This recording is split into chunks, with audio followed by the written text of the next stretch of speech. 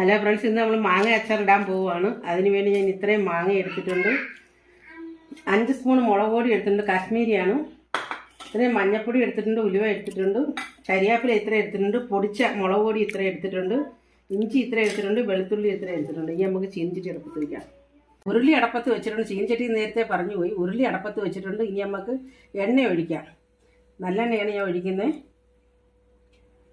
ചൂടാവട്ടെ, നമുക്ക് കടുകിടാം. ഏകദേശം ഞാൻ ഒരു 150 ഒഴിച്ചിട്ടുണ്ട്. ഏകദേശം കടുകിടാം. 1 സ്പൂണാണ് ഞാൻ ഇട്ടേക്കുന്നത്.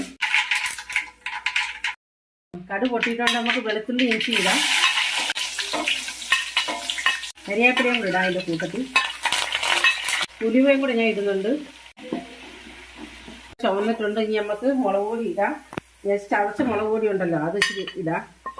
എന്നിട്ട് മൂപ്പിക്കാം. 5 സ്പൂൺ മുളക് പൊടിയാണ് ഞാൻ എടുത്തേക്കുന്നത്, കാശ്മീരിയാണ് എടുത്തേക്കുന്നത്. മഞ്ഞൾപ്പൊടി ഇടാം. കായപ്പൊടി ആവശ്യത്തിന് ഇടുക. ഞാൻ ഇവിടെ മാങ്ങയുടെ അനുസരിച്ച് ആവശ്യത്തിന് ഇടാം കായപ്പൊടി.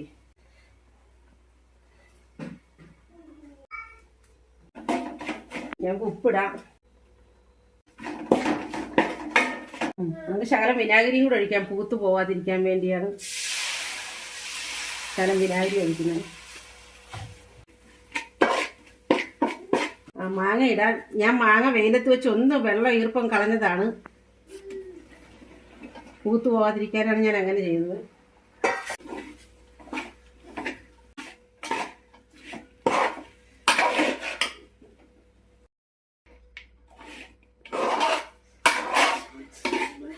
നമ്മുടെ അച്ചാർ റെഡി ആയിട്ടുണ്ട്.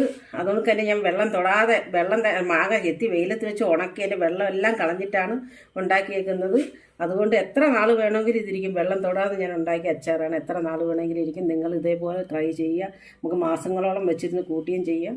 നിങ്ങൾക്ക് ഇഷ്ടപ്പെടുന്നെങ്കിൽ ലൈക്ക് ചെയ്യുക, സബ്സ്ക്രൈബ് ചെയ്യുക. ഫ്രണ്ട്സ്, അടുത്ത വീഡിയോ കാണാം.